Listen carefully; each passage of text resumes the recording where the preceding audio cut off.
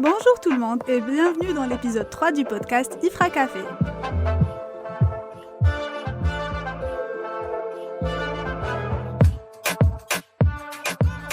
Aujourd'hui, c'est moi, Sabrina, qui présente le podcast et comme d'habitude, je suis en compagnie de Sofiane, Rita et Jalil. Salut! Salut! Salut! Avant de commencer cet épisode, on a une petite nouvelle à vous annoncer. Oui, alors c'est une nouvelle que j'ai vue il n'y a pas très longtemps dans le monde de la science. En fait, il y a la première femme dans le monde qui a été guérie du VIH. Donc le VIH, c'est le virus qui provoque le sida. Et actuellement, pour le moment, il n'y avait que 2 personnes qui ont été complètement guéries dans le monde. C'était 2 hommes et donc maintenant, c'est la première femme qui a été guérie. Et en fait, elle était atteinte d'une leucémie.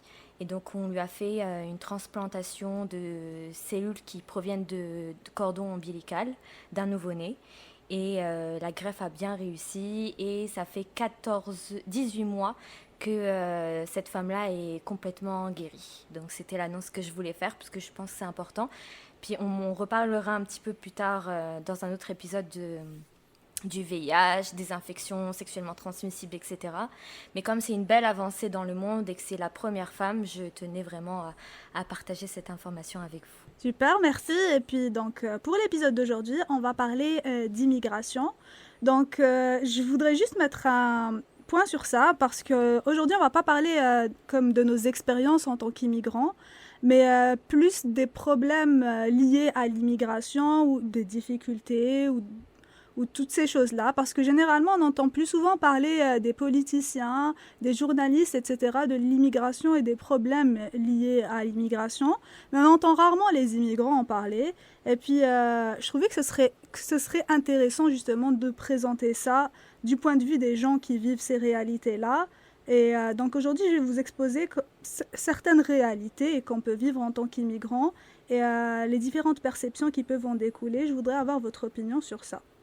Donc la première chose, quand on parle d'immigration, la première chose qui arrive, c'est l'intégration. Donc déjà, l'intégration, est-ce que pour vous, l'intégration dépend de la personne qui immigre ou de la société qui l'accueille? Ou est-ce que ce serait plus comme un travail qui devrait se faire des 2 côtés? Moi, je pense que ça peut être un travail qui se fait des 2 côtés. Après, je sais que dépendamment des différentes personnes, surtout au niveau des locaux, euh, il y a des personnes qui comprennent l'intégration comme assimilation, et il y a des personnes qui comprennent l'intégration comme inclusion. Donc, ça dépend des gens, en fait. Mais moi, je dirais que si on est étranger, bah, c'est à toi, en fait, de faire l'effort, de t'adapter quand même un minimum. Là où tu voyages et tu décides comment dire, de t'installer.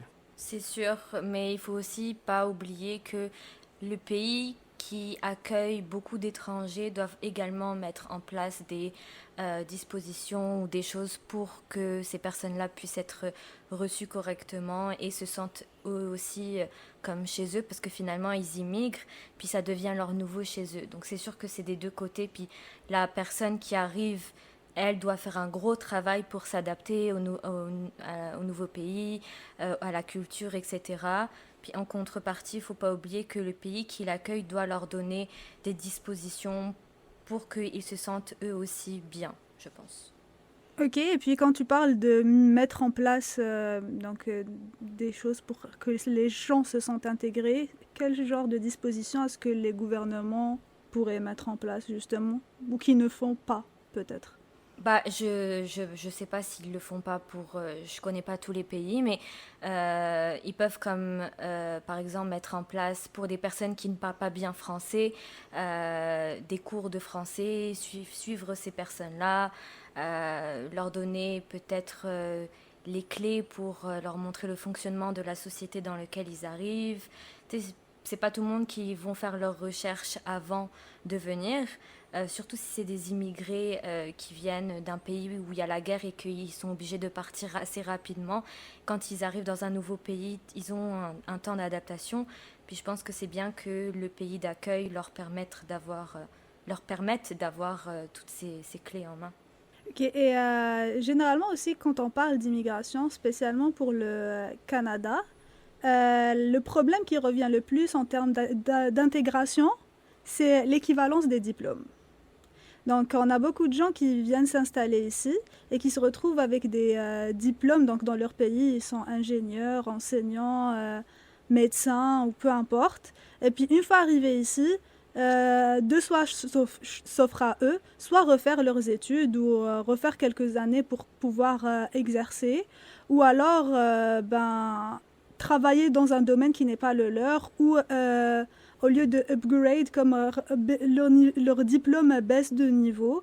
Donc parfois on retrouve par exemple des ingénieurs qui travaillent en tant que techniciens ici au Canada. Et ça c'est un problème pour ces personnes-là qui n'ont pas toujours la capacité financière ou juste le temps de refaire leurs études parce qu'ils immigrent avec leurs enfants, etc. Puis qu'est-ce que vous pensez de cette réalité-là?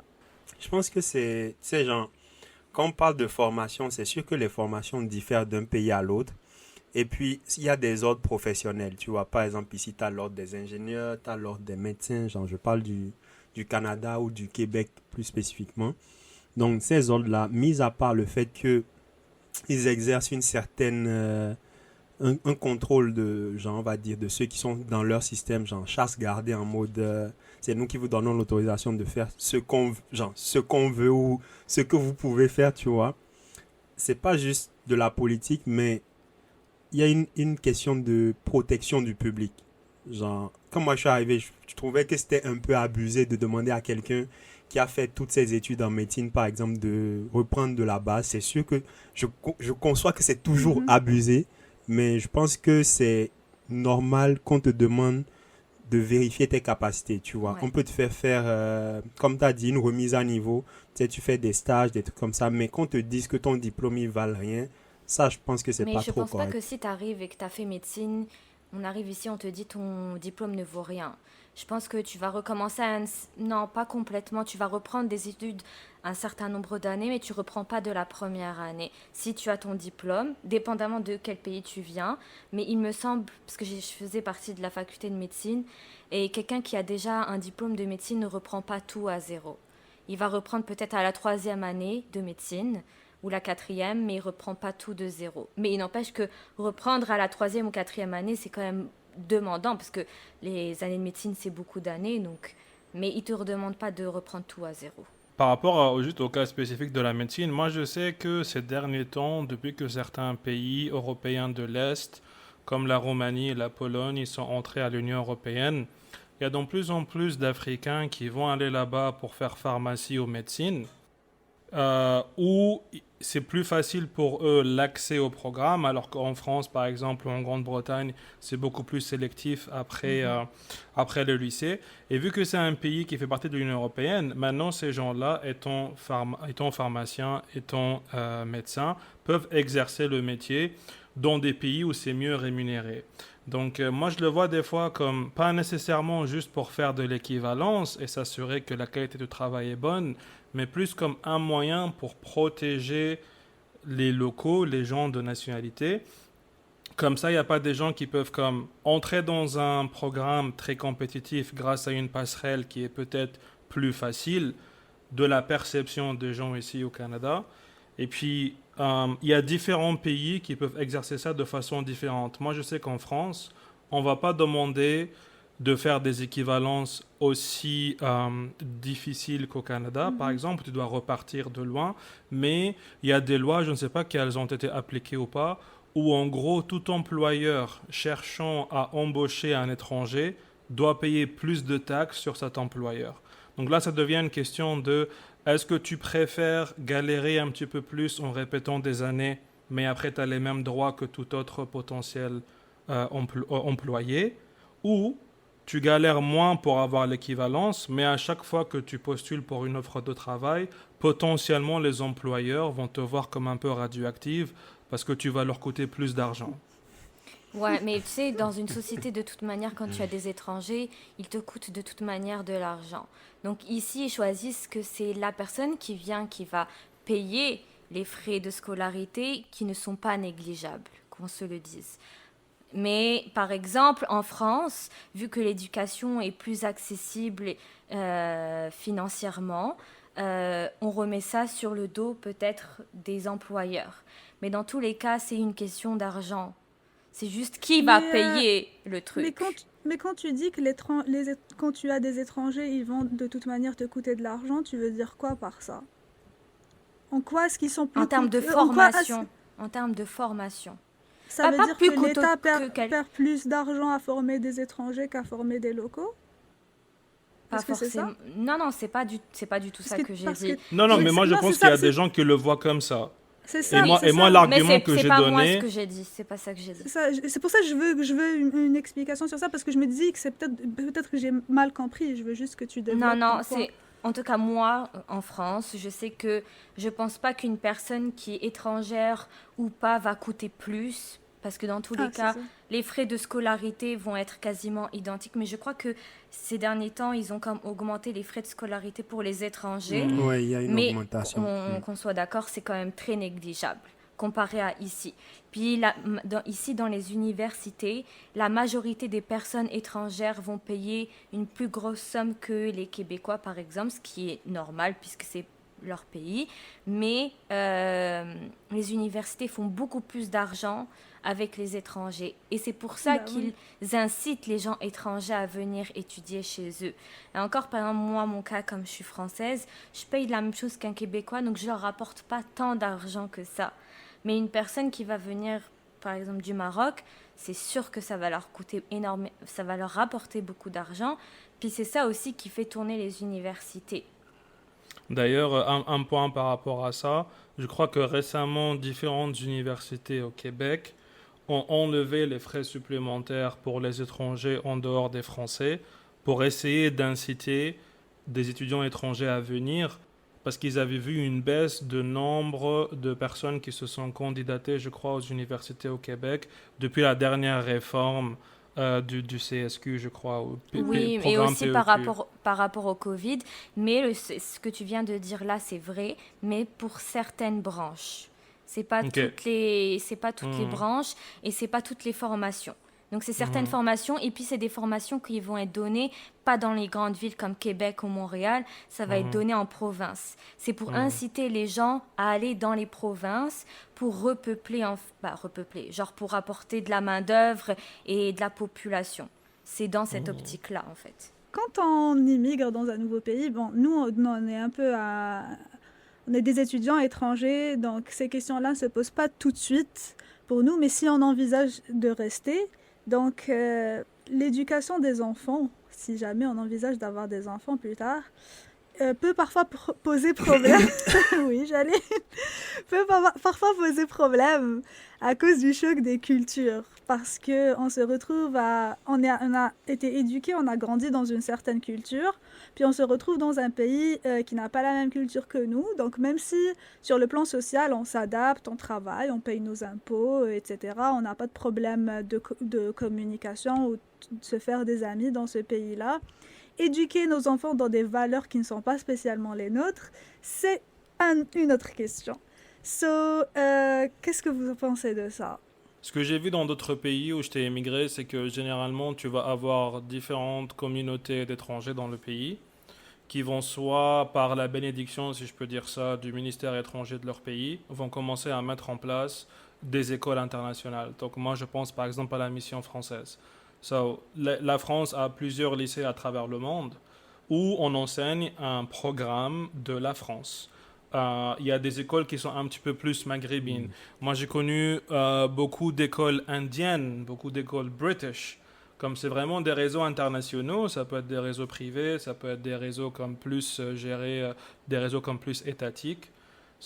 Après, c'est à vous maintenant le choix de choisir de les mettre soit dans une école privée, parce qu'en vrai, il y a des gens déjà, ils n'aiment pas mettre leurs enfants dans une école publique dans leur pays.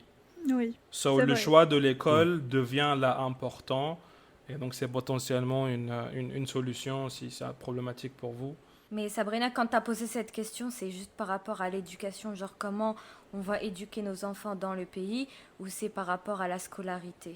C'est par rapport plus à comment éduquer les enfants que par rapport à la scolarité, parce qu'au final, la scolarité, c'est vraiment une question qui dépend du couple Parce qu'il y en a qui, comme Sofiane l'a dit, vont préférer des écoles privées, d'autres pas.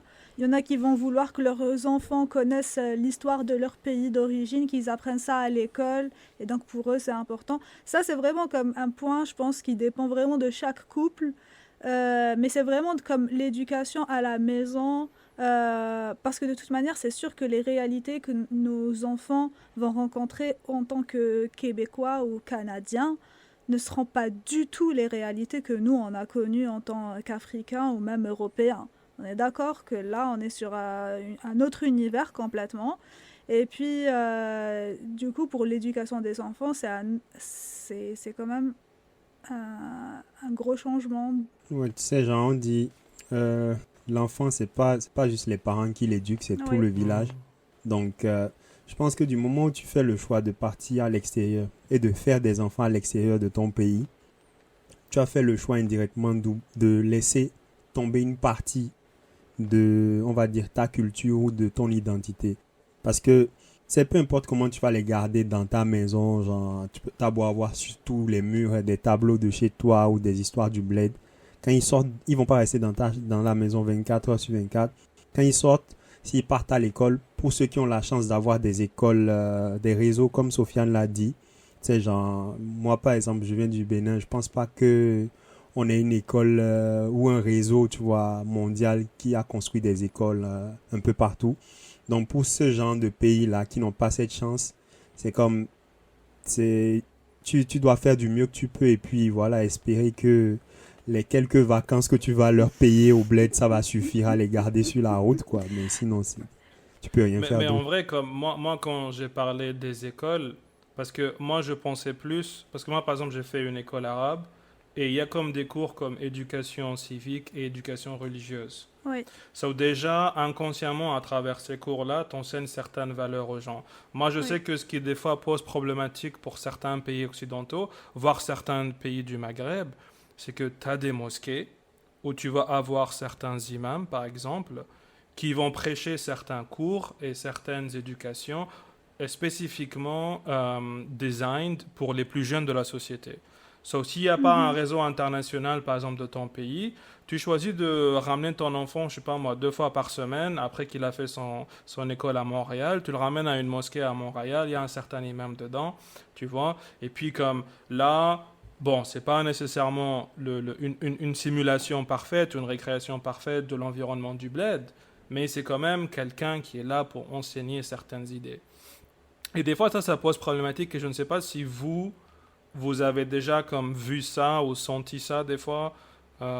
C'est-à-dire, Qu'est-ce senti que une tu veux dire problématique ok. par rapport à quoi? Un peu plus Bah, de détails. dans le sens où, par exemple, tu vas avoir des gens qui vont ramener leurs enfants pour donc étudier dans une certaine mosquée, par exemple. Bon, je parle de Ouais. notre exemple.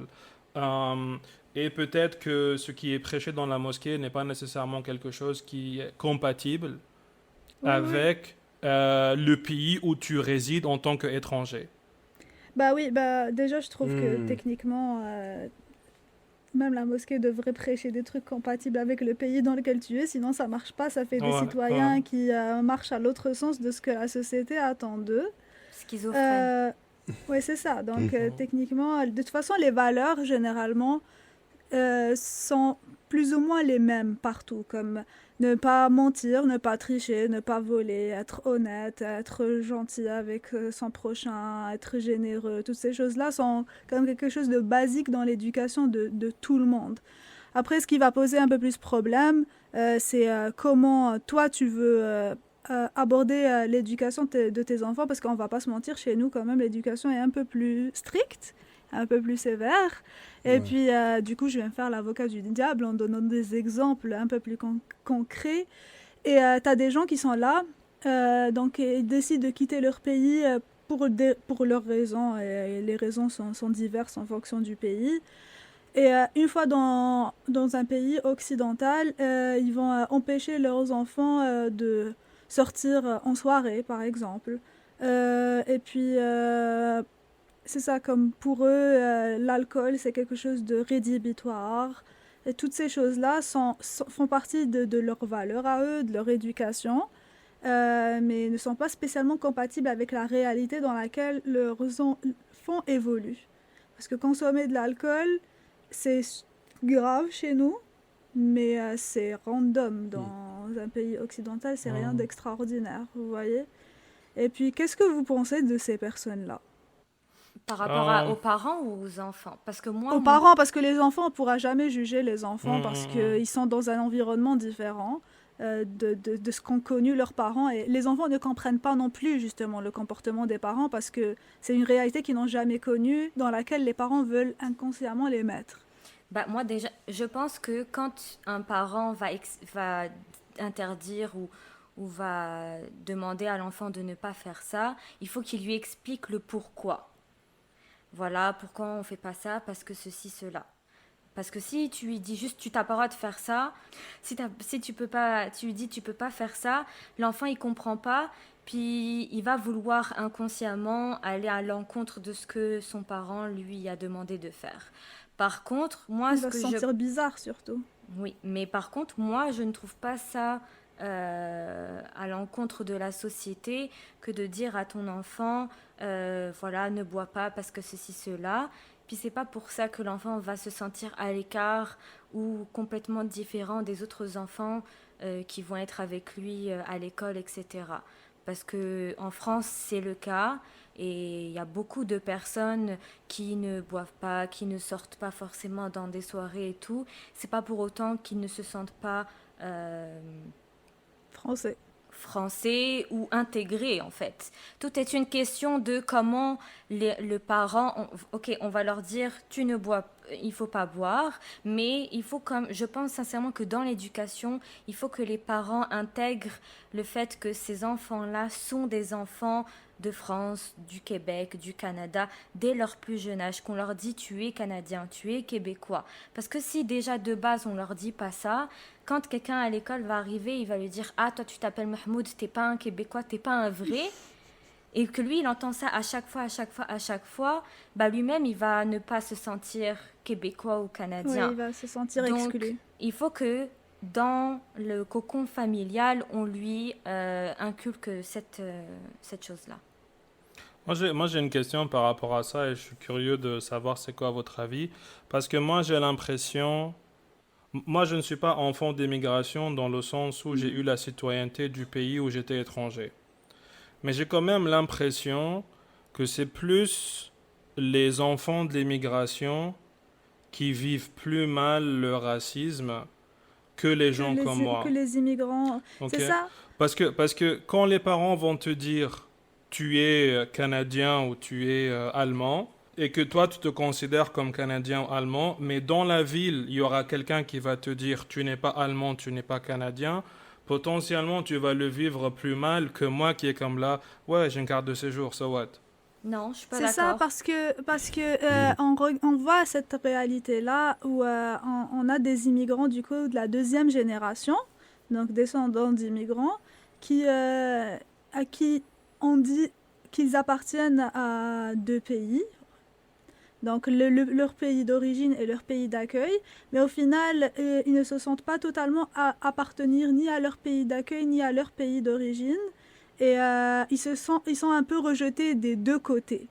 Parce qu'on entend comme des gens dans la rue ou à l'école, etc., qui leur disent rentrez chez vous ou des choses comme ça. Et puis quand ils vont dans leur pays d'origine, en Algérie, par exemple, les gens se moquent de certains étrangers en disant là-bas chez nous, parce que ces immigrants-là vont tout le temps comparer le là-bas chez eux à ce qu'il y a en Algérie, par exemple. Et puis du coup, ils ne sont ni algériens, ni français ou canadiens ou autres, ils sont comme au milieu et ils n'appartiennent entièrement à aucune communauté. Moi, je veux, par rapport à ce que tu as dit toi, là, déjà, le point que moi je remarque qui me semble être quelque chose de très important, on ne peut pas dire à une personne ton pays d'origine et ton pays d'accueil. Pays d'origine, oui. Pays d'accueil, non, parce qu'il est né là-bas. C'est son pays, c'est pas un pays d'accueil. C'est le pays d'accueil de ses parents, mais pas de lui. Donc déjà, si tu lui inculques ça dès son plus jeune âge, il va se sentir légitime d'appartenir à ce pays-là. Donc je pense que ça, ce point-là est vraiment important et c'est un point que les parents doivent inculquer. Parce que si eux-mêmes, ok, eux, ils ont été accueillis dans ce pays-là, mais leurs enfants sont nés là-bas. Donc il faut vraiment qu'ils essayent de leur inculquer ce point-là. Tu sais, genre, moi, je voudrais qu'on parte de la base. Quand on parle de notion d'immigration, genre, techniquement, l'immigration, c'est pour, genre, changer de vie, pour améliorer la vie que tu as ou la vie de tes enfants et tout. Donc, quand tu parles de ce principe-là, malheureusement, il y a une notion de supériorité. Genre, quand tu vas dans le pays qui t'accueille, tu vois, tu arrives dans le pays, tu es nouvellement arrivé, tu viens en mode je recherche quelque chose, tu vois. Donc, à partir de ce moment-là, les gens de ce pays-là, s'ils savent que, bon, ils vont le voir, bon, ça dépend des pays, mais techniquement, ils vont le voir que tu es immigré. Donc, dans leur tête, malheureusement, même s'ils ne le font pas consciemment, il y a déjà une notion de, OK, cette personne-là, elle est immigrée. Et quand tu as ce truc cette barrière de, OK, ceux-ci, c'est les immigrés, ils sont différents, il y a une notion de différence qui s'installe. Quand tu as cette notion de différence, peu importe genre, ce que tu vas faire, il y aura toujours, comment dire ça? Il y aura toujours un petit, tu vois, un petit quelque chose qui va subsister, genre, qui va pas aller. Parce que, regarde, quand tu fais le sens inverse, les Français, je vais prendre le cas des Français parce que c'est eux qu'on retrouve le plus dans nos pays d'origine. Donc, les Français, ils sont chez nous. Leurs parents, ils immigrent aussi chez nous. Pas pour rechercher une meilleure vie, mais juste parce que techniquement, on les appelle même pas immigrés, on les appelle expatriés. Parce qu'ils travaillent pour leur pays, mais ils résident dans nos pays. Genre, peut-être ils travaillent pour des multinationales et tout. Mais ces gens-là, même si votre pays donne le droit du sol à leurs enfants, moi, j'ai jamais vu, genre, ils sont en mode, ah, moi, je suis béninois. Non. Ils sont toujours en mode, je suis français. Genre, je suis français, genre, mes parents sont français, je suis français, je reste français. Mais nous qui venons avec la notion d'immigration pour ceux dont c'est le cas, genre, améliorer leur vie et rester dans le pays où ils arrivent, ben, ils veulent que leurs enfants se départissent en partie de leur pays d'origine. Genre, ils veulent que leurs enfants soient reconnus comme des nouveaux citoyens ou des citoyens du pays où ils arrivent. Donc, les parents aussi, tu sais, ils ont dans leur tête ou dans leur comportement, ils inculquent à l'enfant le fait que le pays d'où tu arrives ou le pays d'où nous sommes originaires n'est pas comme à la hauteur du pays dans lequel tu es actuellement. Tu vois? Ça dépend de l'éducation, encore une fois. C'est vraiment, moi je pense qu'il faut que les parents, quand ils inculquent ça à leurs enfants, qu'ils ne dénigrent pas leur pays d'origine. Et qu'ils pour que cette situation peut-être n'arrive pas, qu'ils ne mettent pas sur un piédestal le pays qui les a accueillis et qui dénigre le pays d'origine, parce que je trouve souvent ça par exemple en France où tu as comme les enfants d'immigrés qui sont là comme ah ouais vous les blédards, donc eux-mêmes ils dénigrent ces personnes-là et je trouve que c'est pas quelque chose de sain parce que ils se dénigrent d'une certaine manière eux-mêmes parce que c'est leurs origines. Donc c'est juste qu'il ne faut pas que ce soit comme ambivalent et il faut qu'ils acceptent les deux et qu'ils essayent de trouver un juste milieu pour que les deux prennent une place dans leur vie, mais que tous les deux soient sains pour eux, en fait. Des fois, ce que je trouvais très intéressant, c'est que des fois, il n'y a même pas besoin d'immigrer. Moi, j'ai vu dans ma vie des parents qui élèvent leurs enfants dans leur pays en leur apprenant par exemple le français en premier.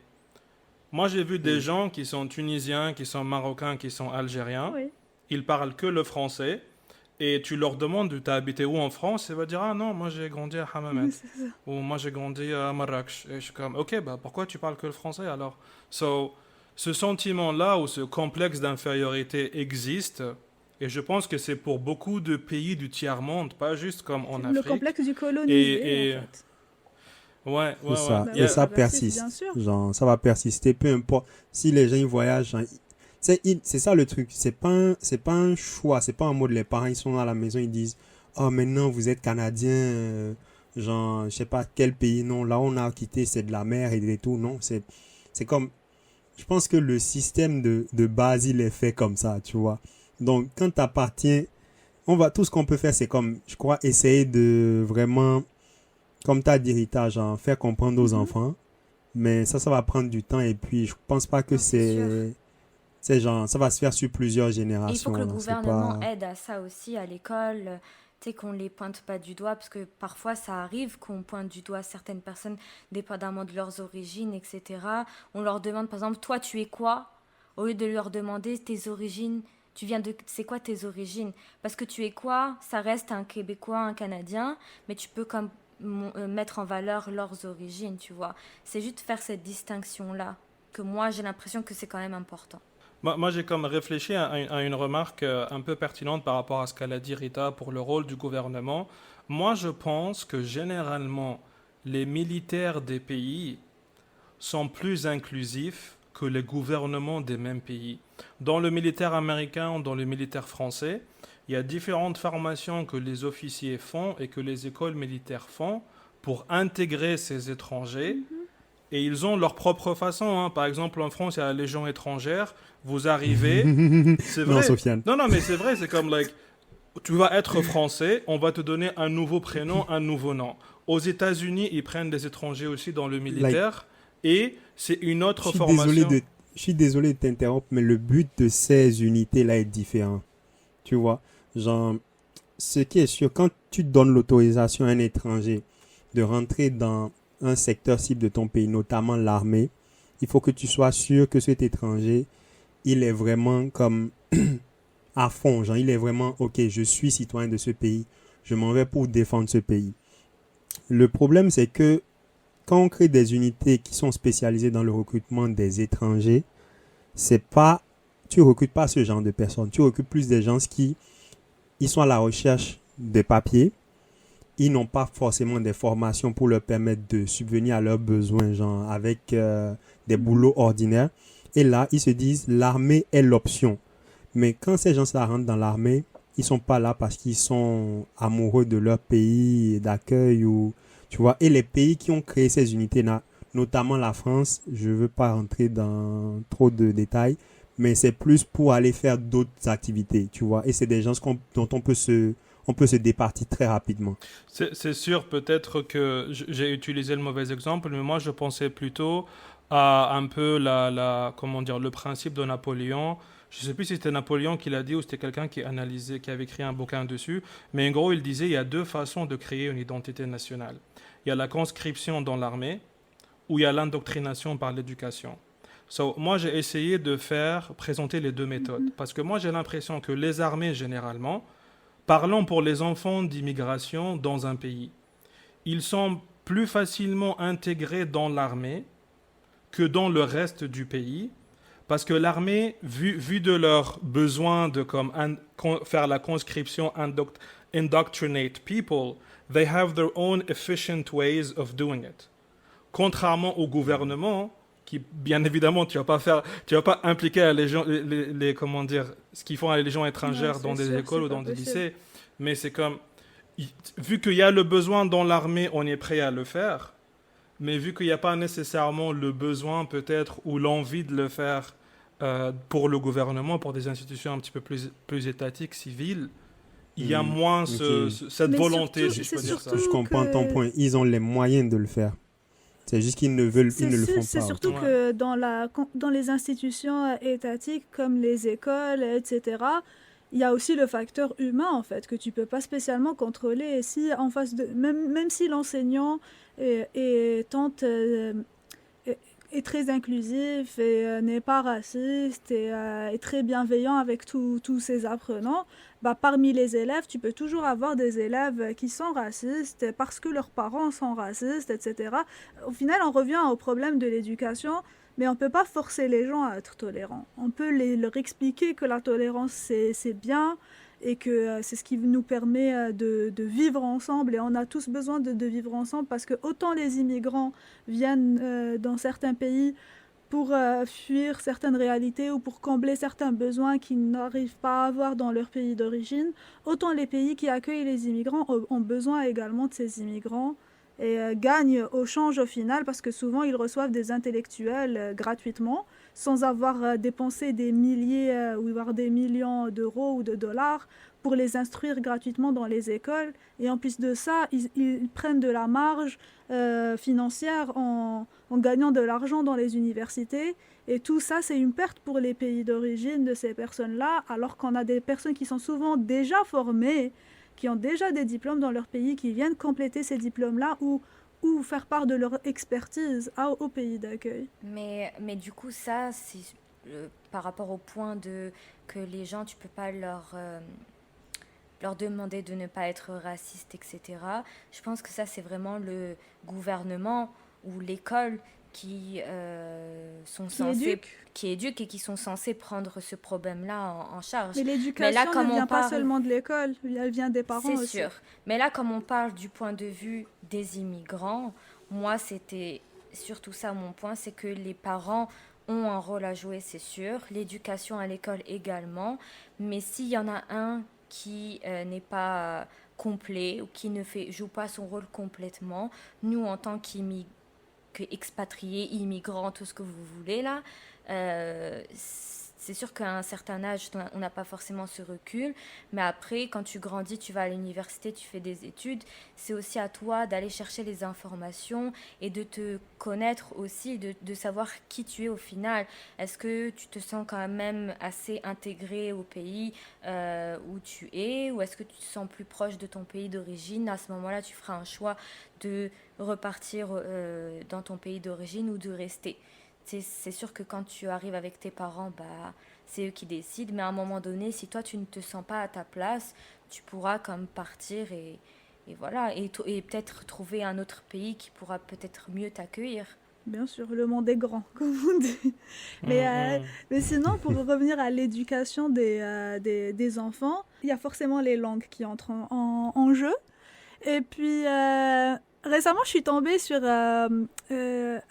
une vidéo intéressante de la youtubeuse Zoé. Donc, la chaîne s'appelle Les Pensées de Zoé. Puis, elle parle des langues étrangères parce qu'elle est belge. Son mari est japonais et ils vivent aux États-Unis.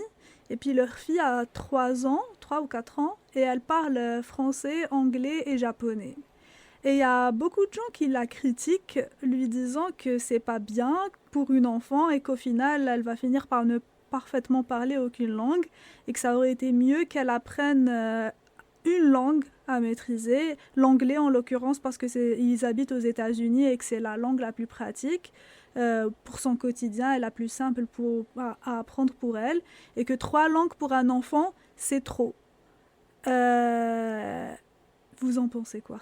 Mais il y a des études scientifiques qui montrent que quand tu es enfant, ton cerveau absorbe plus les informations et est plus capable de développer Oui, clairement. des compétences. Donc moi, je vois pas forcément ça comme quelque chose de négatif. Au contraire, si tu veux faire apprendre à tes enfants plusieurs langues, autant le faire dès le début et assez tôt. Surtout que si, par exemple, tu as dit Zoé, elle est belge, donc elle parle français. Son mari est japonais, il va parler japonais. Donc déjà à la maison, l'enfant va avoir ces 2 langues-là. Et puis à l'école, il aura la 3e langue. C'est sûr je pense qu'au bout à l'âge de 3 ans, quelque chose comme ça, il y a comme des mots que l'enfant sait dire dans une langue mais pas dans l'autre, etc. Mais en grandissant, il va arriver à faire cette distinction-là. Puis je pense que c'est vraiment quelque chose d'assez positif. Et c'est aussi une remarque qu'on fait souvent pour les enfants issus de l'immigration. C'est soit un reproche, soit quelque chose qu'on leur dit que c'est vraiment génial qu'ils ont ces 2 langues-là, parce que les personnes pour qui les parents leur ont inculqué cette langue-là, en grandissant, ils voient que c'est vraiment quelque chose d'assez positif pour eux, parce que s'ils reviennent dans leur pays d'origine, ils sont capables d'habiter là-bas comme un local, de parler avec les personnes sans forcément passer par un traducteur, etc. A contrario, les enfants qui ne parlent pas cette langue-là sont comme marginalisés quand ils reviennent dans leur pays d'origine, parce qu'ils sont pointés du doigt en mode « Ah, mais toi, t'es pas un vrai parce que tu parles pas la langue d'origine ». Puis je veux juste passer un message pour ces personnes-là. Déjà, il n'est jamais trop tard pour apprendre, surtout qu'en général, à la maison, on parle cette langue-là. Donc eux, peut-être qu'ils n'ont pas le vocabulaire, mais en général, ils comprennent la langue. Donc c'est déjà un bon point et qu'il n'est jamais trop tard, on peut toujours aller prendre des cours d'arabe, de chinois, n'importe.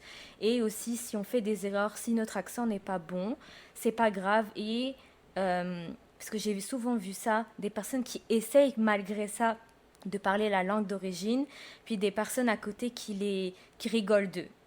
Puis une personne qui en face de toi essaye vraiment, faudrait pas avoir cette manière-là de réagir, à rabaisser, parce que ça va lui donner encore moins confiance en lui et ça va la dégoûter ou le dégoûter pour parler finalement la langue d'origine.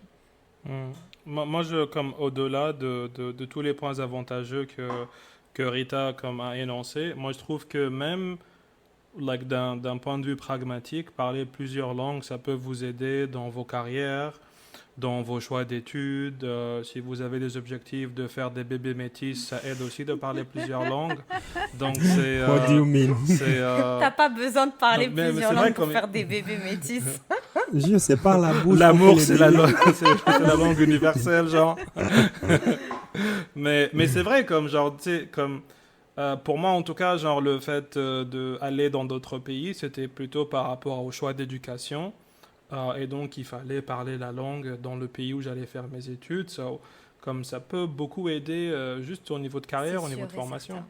Moi, j'aurais une question, genre, tu sais, genre, on parlait de langue, et puis je me suis dit, c'est intéressant, parce qu'on a remarqué, je pense que vous avez vu ça passer aussi, que notamment ici au Québec, il y a eu une polémique entre les Québécois ou bon, je vais pas dire tous les Québécois, mais il y a eu des Québécois qui se plaignaient que les immigrants parlaient leur langue. Genre, ça m'a un peu choqué. Genre, les immigrants parlaient leur langue une fois qu'ils rentrent chez eux. Et moi, j'étais comme, Oui, like, obviously. quel est le problème? Quel est le problème? Est-ce que c'est parce que tu immigres c'est vrai que ici le français est comme en danger, d'après ce qu'ils disent. Ils sont entourés d'anglophones et tout ça. Du coup, ils veulent préserver la langue. Mais est-ce que la préservation de la langue française doit être au détriment des langues des autres personnes qui arrivent ici, genre, Ok, en fait, déjà, moi, j'aimerais juste expliquer pourquoi les Québécois pensent que le français est en danger. En fait, c'est juste que le français est minoritaire en Amérique du Nord, ok? Et que dans l'histoire du Québec, à un moment donné, l'anglais avait cette image de langue privilégiée. Donc, quand les gens immigraient à Montréal, au lieu d'apprendre le français, les gens se mettaient à apprendre l'anglais. Donc, les immigrants qui venaient s'installer au Québec devenaient anglophones et pas francophones. Et ça, c'était un problème, et c'est pour ça que l'école est devenue obligatoire en français au Québec. Donc, les gens n'avaient plus le droit d'inscrire leurs enfants dans les écoles anglophones pour encourager l'apprentissage du français. Aujourd'hui, le français est menacé, entre guillemets, par la présence plus importante des anglophones, c'est-à-dire qu'ils sont voisins avec les Ontariens, avec les Américains. Ça ne parle qu'anglais autour d'eux. C'est les seuls à continuer à préserver le français. Et c'est pour ça qu'il y a autant de lois pour protéger les langues. Par contre, à partir du moment où les gens qui viennent chez toi apprennent ta langue, parlent la langue parlent ta langue quand ils travaillent, etc. Une fois chez eux, ils ont le droit de faire ce qu'ils veulent chez eux, j'ai envie de dire. On ne peut pas aller surveiller les gens chez eux, ça ne marche pas, là. Oui, et puis surtout que s'ils apprennent la langue du pays d'origine, je vois pas où est le problème dans le fait de parler une autre langue à la maison, tant que ça ne réduit pas le fait que la personne n'apprend pas la langue du pays, ça pose pas de problème. Mais par rapport au fait que les Québécois sont très attachés au français, Jalil et toi, Sabrina, vous avez parlé aussi du fait que le français est comme en danger. C'est pas juste un danger au Québec, c'est dans le monde. Il y a de moins en moins de personnes dans le monde qui parlent français. D'ailleurs, en ce moment même, il y a le sommet de la francophonie qui se tient en Tunisie. où il y a Justin Trudeau, donc le Premier ministre canadien, il y a aussi François Legault, Premier ministre québécois, il y a aussi Emmanuel Macron, et tous les pays francophones qui sont là pour essayer de trouver des solutions pour que le français continue à être parlé, parce que le français, je pense que, bon, première langue internationale, c'est l'anglais. Ensuite, en termes de population, c'est l'espagnol. Le français arrive quand même bien loin. Et donc, si ça continue comme ça, le français risque de disparaître. Donc, c'est sûr Non, il ne faut pas exagérer. C'est juste que le français perd son aspect international, mais il ne va pas disparaître. Là, on est très loin de la disparition. Oui, mais là, on parle d'immigration, etc. Donc, ça veut dire que le français ne va être parlé que, par exemple, en France, en Belgique, alors que, par exemple, dans d'autres pays, ça ne va plus être le cas. Donc, c'est pour ça que... C'est son aspect international qui disparaît. C'est ça, quand je dis qu'il est en train de disparaître, c'est cet aspect-là. Et c'est pour ça que je voulais juste rebondir sur le fait qu'actuellement, il y a le sommet de la francophonie qui se tient pour essayer de remédier à ces problèmes-là. Ok, donc ça revient à un point, à une notion de... On veut garder notre marché, on veut garder notre rayon d'influence. Et puis voilà quoi, genre c'est pas au fait la langue, c'est pas la langue en soi qu'on veut préserver, c'est la zone d'influence du français, genre que le français même pour offre. l'anglais, pour l'espagnol, pour tout, c'est partout comme ça, hein. Ok. Je veux dire moi j'ai l'impression que des fois comme la peur, je la trouve un petit peu non justifiée, étant donné que par exemple actuellement la plus grande ville francophone dans le monde c'est Kinshasa. C'est vrai, il y a de plus en plus d'Africains qui parlent français, étant donné que c'est des pays qui sont en train de vivre une certaine croissance de la population. Je crois qu'il y a déjà plus de gens qui parlent français en Afrique qu'en Europe, oui, clairement. avec le Si Québec. tu tiens compte de leur empire colonial. Ça ne va pas, pour moi, ça ne va jamais disparaître. Surtout que toutes les bureaucraties qu'il y a dans les pays qui étaient colonisés par l'Afrique, c'est souvent on parle français là-bas. Mais il y a des lois qui sont en train de changer en Afrique. En Algérie, par exemple, on a l'intention de supprimer le français des écoles primaires et de mettre l'anglais à la place. Alors que l'Algérie est quand même l'un des pays les plus francophones en Afrique. On a beaucoup de francophones en Algérie et pourtant ça se supprime dans les lois. Ouais, ça on sort un peu du débat, mais je pense que ça se déclenche un peu partout, dans tous les anciennes colonies. Les gens ils sont plus axés maintenant sur l'accessibilité au marché mondial. Exactement. Et la langue qui permet cette accessibilité, c'est soit l'anglais ou le chinois, le mandarin. Parce qu'ils ont une forte population et puis l'industrie, c'est eux ils produisent tout, le commerce international et tout ça. Donc, chacun recherche son intérêt, en fait. Sinon, du coup, on a tourné un peu autour du pot et on est un peu sorti du sujet. Mais moi, je voudrais... Donc, on a parlé des immigrants de la deuxième génération et puis moi, je voudrais parler des immigrants de la première génération et particulièrement des hommes. Parce que quand on voit les femmes qui migrent, généralement, soit elles viennent en couple, soit elles viennent célibataires et puis elles vont soit se marier avec un gars sur place ou quelqu'un qu'elles connaissent.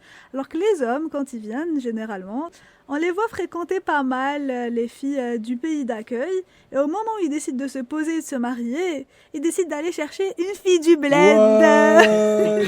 C'est une réalité ou c'est pas une réalité? Pas forcément des filles du bled, mais des filles de leurs origines. Non, attends. Des filles de leurs origines, soit qui sont sur place, ou alors, mais il y en a beaucoup qui vont carrément appeler leur mère en mode, envoie-moi une go. Sabrina, tu veux me créer des problèmes là. Commençons par lui. Alors, qu'est-ce que vous pensez de ce phénomène? Déjà, je pense que ça se remarque parce que peu importe le pays, c'est le mec qui fait la demande en mariage. C'est le mec qui marie la meuf. Si on part de ce principe-là.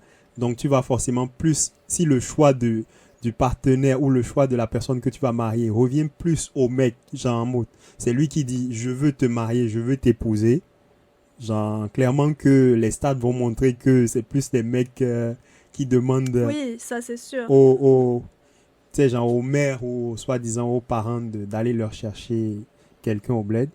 Mais je crois que c'est sais, c'est un peu comme... ça dépend à quel point tu es aussi attaché à tes origines, à ta culture. Ceux qui font ça, c'est peut-être parce qu'ils ont comme essayé de se mettre en couple avec des gens de là où ils sont, c'est-à-dire leur pays d'accueil, mais que leur expérience, tout ce qu'ils ont eu comme expérience, ça s'est pas bien passé, ou par rapport aux attentes qu'ils avaient, ou à la conception qu'ils ont de la relation, tu vois.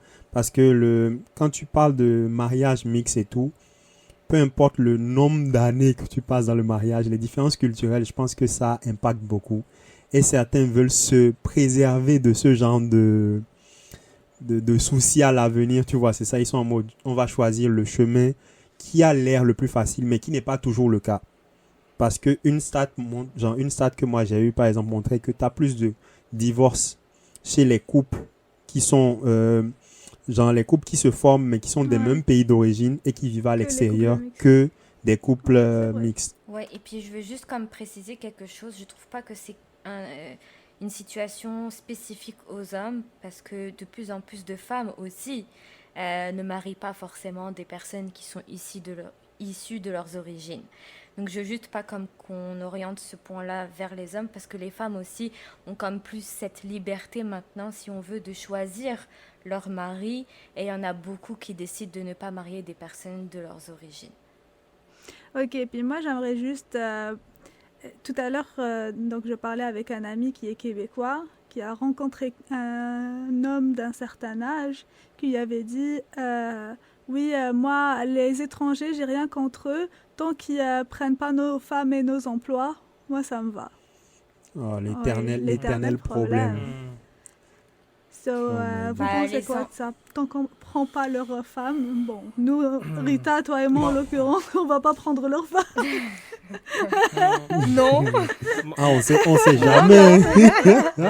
Mais moi j'ai l'impression... Ouais, pardon. Pour Rita, rebondir désolé, par rapport au travail, si on prend la situation du Québec, on ne peut pas leur prendre leur travail puisqu'ils manquent de main-d'œuvre et ils ont besoin de personnes. Donc cette situation-là ne s'applique pas ici. Ok, ailleurs, en dehors du Québec, donc est-ce qu'on leur vole réellement leur travail? Bah moi c'est... Comment dire moi je pense que c'est une perception qui existe vraiment. Oui. C'est que si vous arrivez et que vous prenez un travail, potentiellement, c'est une place que vous avez pris à quelqu'un d'autre.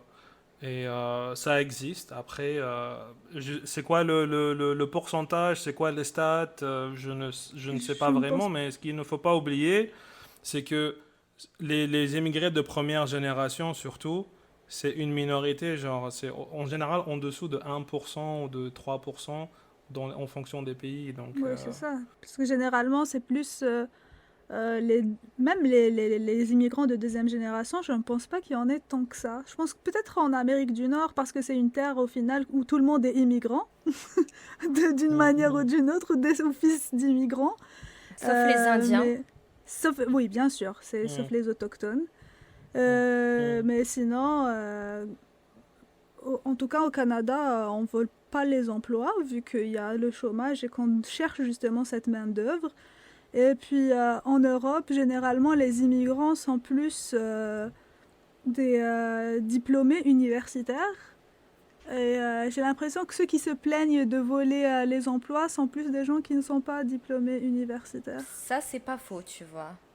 Oh. C'est peut-être qu'une impression, mais je ne suis pas en Europe. C'est des personnes qui n'ont pas fait des études universitaires ou qui sont dans des petites villes, etc., qui pensent que quand un immigrant arrive, il n'a pas fait d'études et qu'il prend le boulot que lui-même pourrait faire. Sauf que, bon, c'est pas la même réalité ici au Québec par rapport en France, parce que la France accueille aussi des personnes qui ne sont pas forcément diplômées.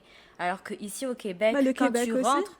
Oui, mais la majorité, pour avoir un visa pour rentrer ici, ils sont au minimum... c'est des personnes universitaires, quoi qu'il arrive, en général, la majorité.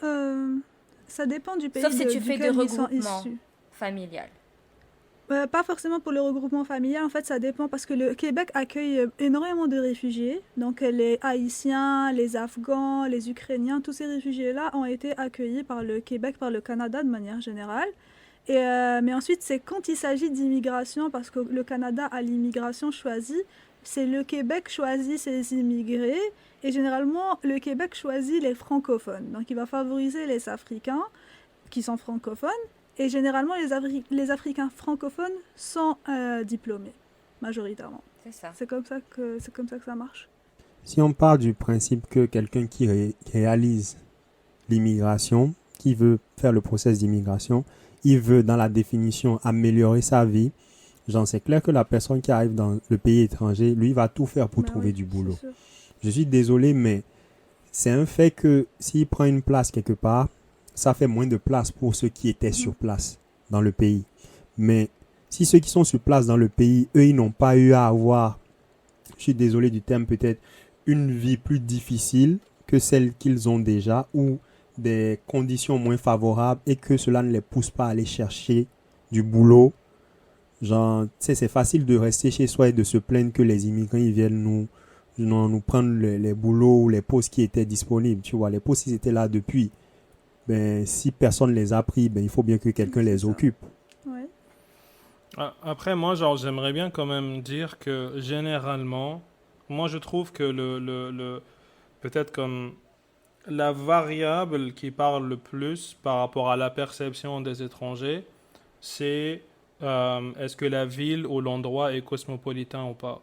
So, généralement, dès que tu vis autour d'étrangers, ça humanise ces étrangers-là et tu vas avoir des propos ou une perception qui est un petit peu moins xénophobe.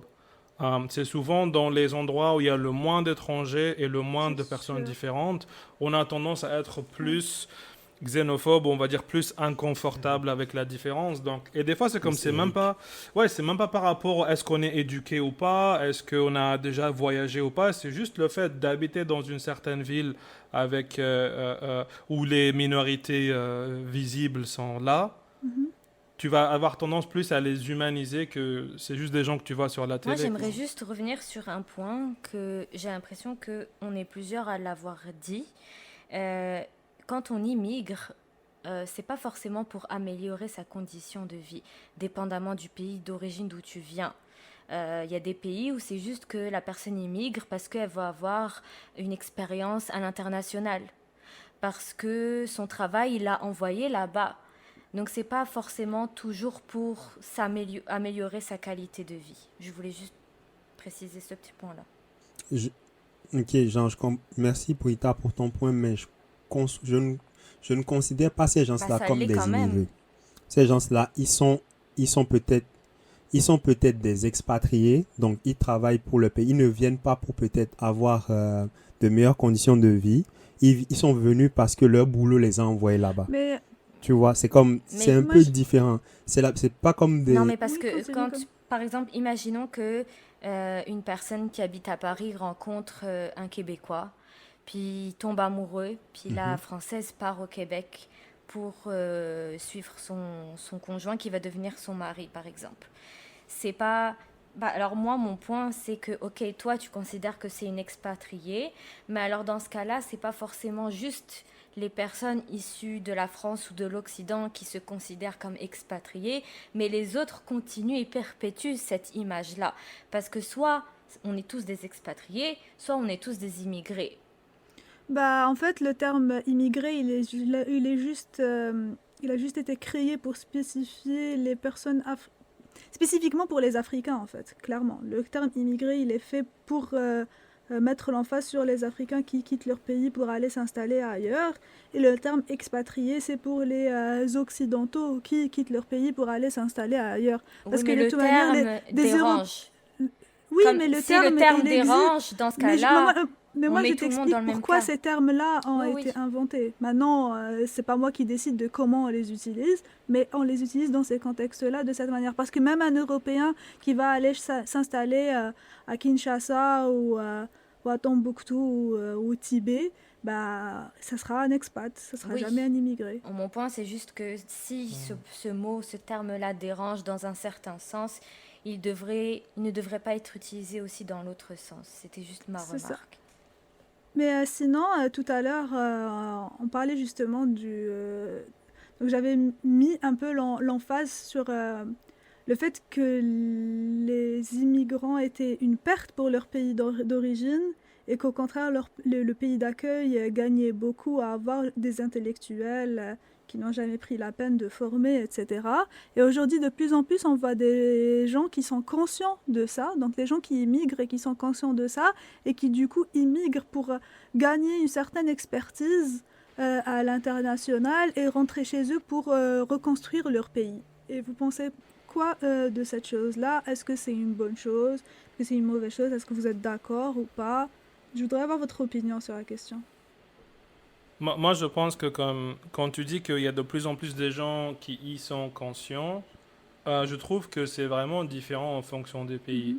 Et je pense que, parce qu'il y a certains pays, comme ce qu'on appelle les pays émergents, là, les BRICS, comme Brésil, Turquie, Afrique du Sud, il y a la Chine aussi. Ce sont vraiment des pays qui, durant les années 70 et 80, ont donné beaucoup de scholarships, de bourses à leurs propres nationaux, à condition à ce qu'ils reviennent dans le pays. C'est vraiment un travail qui a été mis en place par le gouvernement, comme dans les années 70 et 80. Et moi, j'aurais tendance à dire, c'est pour ça que les ressortissants de ces pays-là, souvent, comme ils rentraient chez eux, et je pense qu'ils ont eu un effet quand même bénéfique dans leur pays. Puis quand tu dis que maintenant, récemment, ces gens-là commencent à le voir de plus en plus, c'est plus peut-être par rapport à des gens de no backgrounds. Moi, je trouve que c'est mettre un peu trop de pression à ces personnes-là sur leur dos. Parce que peut-être que la personne, elle est partie, puis que finalement, elle se sent bien dans ce pays-là. Puis tu leur mets la pression en mode, il faut que tu retournes au pays, que tu reconstruis, alors que c'est pas forcément à lui de reconstruire le pays, mais c'est aussi au gouvernement peut-être d'instaurer je sais pas, des moyens pour que ces personnes-là peut-être ne partent pas à l'étranger et leur donnent toutes les possibilités. Tu vois, je trouve que c'est un peu trop de pression pour ces personnes-là. Mais déjà, je crois que comme il y avait une étude en UK qui disait qu'en average, tous les ressortissants, tous les immigrés au UK africains, on voit à peu près entre, je crois, 5 000 livres sterling à 7 000 livres sterling. Ils envoient cet argent-là à leur famille dans leur pays. Mais ça, tout le monde fait ça. Donc, tous les gens qui sont à l'international font ça. Je sais, mais c'est comme, du coup, c'est pour dire que même si tu reviens pas dans ton pays, tu peux investir dans ton pays. Tu contribues. Puis, moi, j'en ai fait des queues, genre pour Western Union, pour envoyer de l'argent, recevoir de l'argent. C'est comme, Puis, tu peux aussi, au pays d'accueil, si je peux dire ça, prendre comment dire, un rôle où tu peux aider les personnes qui viennent de ton pays dans le pays d'accueil et donc mieux les encadrer, améliorer leur expérience d'immigration pour qu'après, genre, tu aides à former des gens, si je peux dire ça. Il n'y a pas nécessairement le besoin de revenir si la pression est un problème. C'est ça. Et puis aussi, par rapport à ce que tu disais sur le truc de Western Union, c'est vrai que tu peux contribuer à la réussite, à faire grandir ton pays d'origine tout en restant dans ton pays d'accueil. Parce qu'une des choses qui a été mise en avant durant la présidentielle en France la dernière, là, le Front National avait comme émis l'idée de restreindre les envois par Western Union, MoneyGram, parce qu'ils savent très bien que beaucoup de personnes le font et que ça contribue à l'immigration. Non, pas juste à l'immigration, à l'économie, parce qu'ils estiment que ces personnes-là qui travaillent en France ou qui reçoivent des aides, après prennent cet argent-là qui appartient, entre guillemets, à la France et vont le donner au pays d'origine. Tu vois? C'est une réalité. Ouais, mais c'est l'hôpital qui se moque de la charité. Ça fait un peu marcher, ça fait fonctionner l'économie internationale aussi, non? Ouais, bon, genre moi ma réponse par rapport à ta question, Sabrina, c'est que tu décides toi-même genre ce que tu veux faire après ta vie. Tu peux améliorer les conditions de vie des gens de ton pays si les conditions n'étaient pas bonnes ou si tu veux comme développer ton pays, tu peux le faire de différentes manières. Tu peux le faire en restant dans le pays d'accueil, comme Sofiane l'a dit, que ce soit en apportant des aides financières vers ton pays d'origine, que ce soit en aidant les gens qui veulent immigrer vers ton pays. Tu peux le faire. Tu peux aussi décider de rentrer dans ton pays. C'est pas une affaire de pression, c'est pas le gouvernement qui te force à rentrer. C'est ton choix.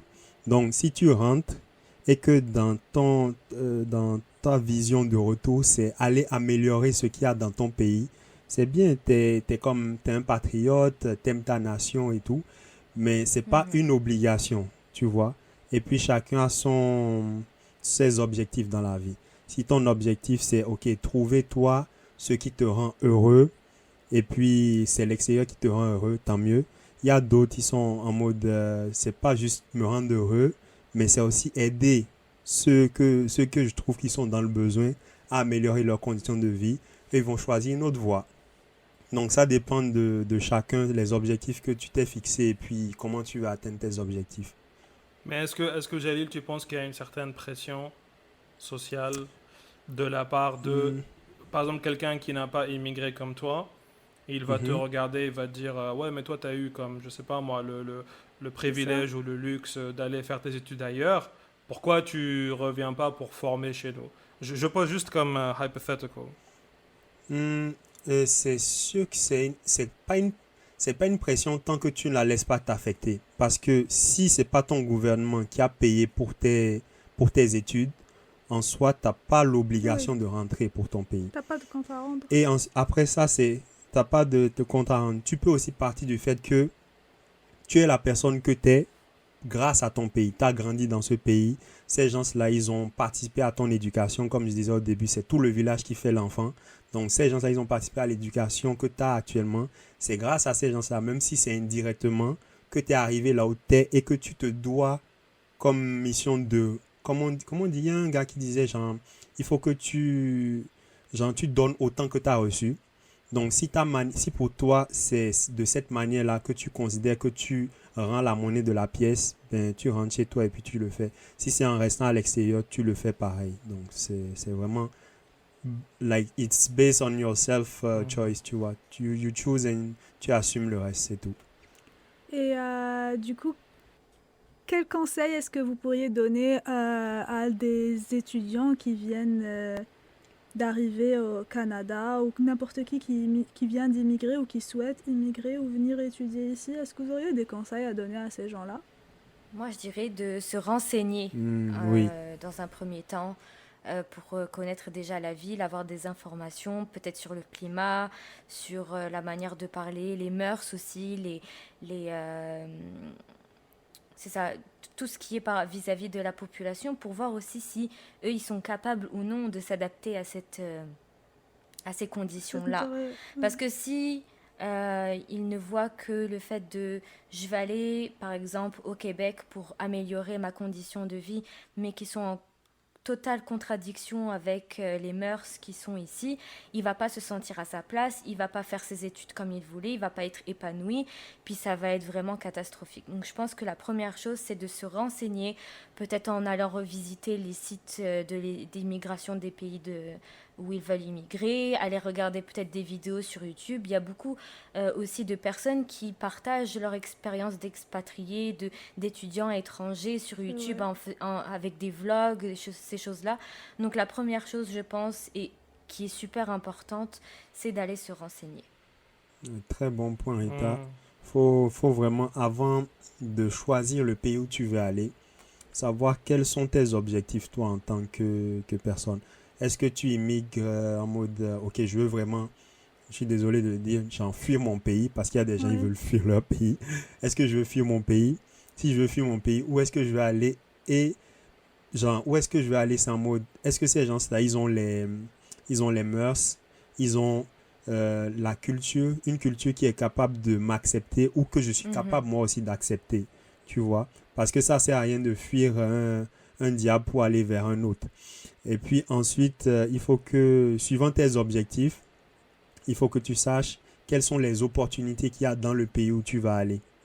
Genre, si c'est que tu immigres vraiment pour aller trouver un travail là-bas, pour avoir une famille, genre, pour vraiment y vivre ou si c'est juste, ok, je pars, je vais étudier, après je rentre chez moi. Donc, il faut que tu choisisses ton pays en fonction de tous ces critères-là. Et puis, c'est vraiment comme, tu sais, genre, moi, par exemple, moi, je ne l'ai pas fait. À date, je ne suis pas déçu pour le moment, mais c'est sûr que j'aurais pu mieux faire, Oui. tu vois. Donc, il faut vraiment bien se renseigner et puis, Moi, c'est ça. j'ai comme... Parce que Rita et Jalil ont quand même donné pas mal de conseils pragmatiques. Du coup, moi, je dirais plus un conseil personnel. Euh, Moi, mon expérience d'immigration, comment dire, être loin de mes racines, si je peux être un peu poétique, m'a permis de m'identifier à moi-même. Ouais.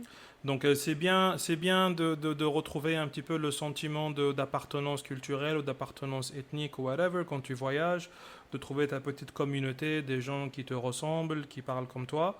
Mais c'est toujours bien aussi comment dire, challenge yourself et voir d'autres personnes, d'autres identités, parce que tu vas pouvoir comme te découvrir et découvrir qui tu es au-delà de ton éducation comment dire, nationale ou culturelle. So, moi, je pense que c'est comme peut-être quelque chose que tout le monde peut faire. Moi, un autre point dont je voudrais parler, c'est pour les personnes qui sont par exemple très familles et que ça va être leur première expérience à l'étranger, loin de la famille. Il ne faut pas avoir peur de se sentir seul. C'est sûr que ça va être compliqué au début, mais il faut être préparé. Puis j'ai l'impression qu'il y a beaucoup de personnes qui voient comme « Ah, je vais voyager, je vais aller faire des nouvelles choses et tout ». Puis quand ils arrivent, ils se reprennent le truc dans la face. Puis c'est là ils se sentent mal parce qu'ils se sentent seuls, leur famille leur manque. Puis c'était peut-être pas forcément un point qu'ils avaient imaginé être autant important dans leur vie. Donc c'est ça aussi, le fait que quand tu vas arriver, peut-être essayer de t'entourer. Peut-être que c'est plus simple de t'entourer avec des personnes qui te ressemblent dans un premier temps, mais ne pas hésiter à aller faire des activités pour essayer de... C'est sûr que ça comblera jamais et ça remplacera jamais ta famille, mais ça t'aidera au moins de t'intégrer un petit peu mieux dans ton pays d'accueil. Très important, trouver son groupe Oui. d'amis. Et bien le Parce choisir. que c'est très difficile. Ouais, c'est très difficile de vivre, C'est ça. Et puis de vivre seul. ça Personne devient ne ta peut vivre deuxième seul. famille au final quand tu regardes. C'est ça. On choisit pas sa famille, mais celle-là, C'est tu ça. peux la choisir. Tu peux la choisir. Ouais. C'est ça. Donc, sur ce, je pense qu'on a fait un peu le tour de la question autour de l'immigration, et des réalités que rencontrent un peu les immigrants. On va arrêter cet épisode ici. Donc, on vous remercie énormément pour votre écoute. Si vous vous reconnaissez un peu dans ce dont on a parlé aujourd'hui, vous pouvez toujours venir interagir avec nous en commentaire, raconter vos expériences, nous contredire. Et puis, pour ceux qui nous écoutent sur YouTube, si vous avez apprécié l'épisode, laissez un like. Si vous avez trouvé que c'était nul à chier, mettez un dislike. Comme ça pourra nous permettre de jauger un peu vos retours.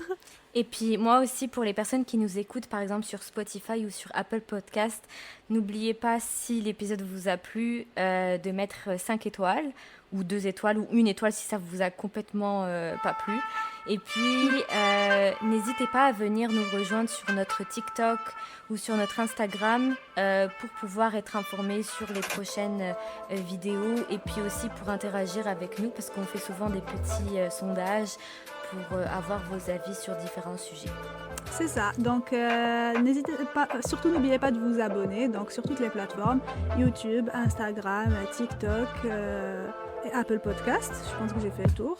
Oui. Et puis sur ce, on vous dit à dans 2 semaines pour un nouvel épisode. Bisous! Bye bye!